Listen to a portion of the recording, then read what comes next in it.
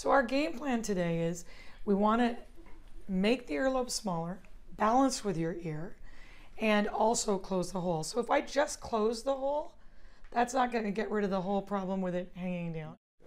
So we're going to cut out a piece here, cut out a piece here, close the opening in here, and bring it all together. We're seeing more and more patients wanting the fix because the peak of earlobe spacers probably was about 5 to 10 years ago. So that group is now out of high school, looking for work, and all of a sudden they're going, I don't think I want this anymore. My name is Curtis Barnett, and I'm here today to get reconstructive surgery on my earlobes. Those used to go in your ear? Yeah, every day. Why so big? It's the size I wanted to go.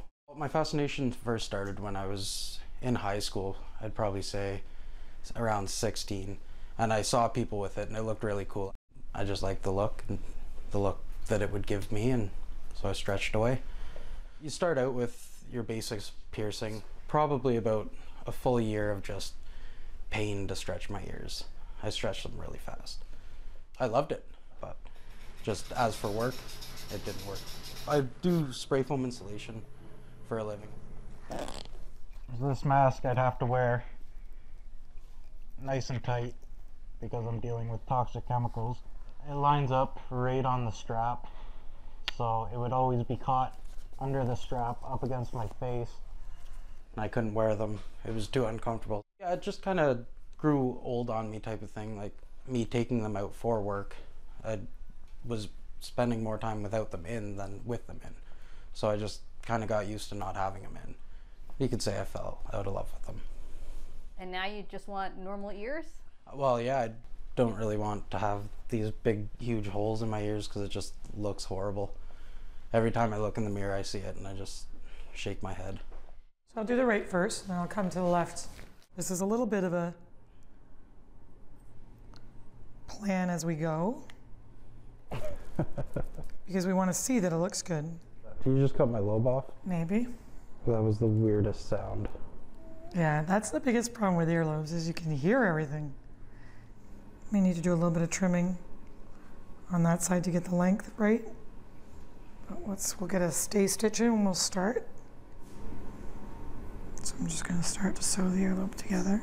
The key also is we want to be a bit conservative because we want a little bit of a notch. We don't want it totally flat because I know as the scar tightens, it will contract. The problem is I think a lot of people think also if you take the spacer out, it'll just go away. I knew once I went over 3/4 of an inch, it would never go back to normal, so I knew plastic surgery would be the only way.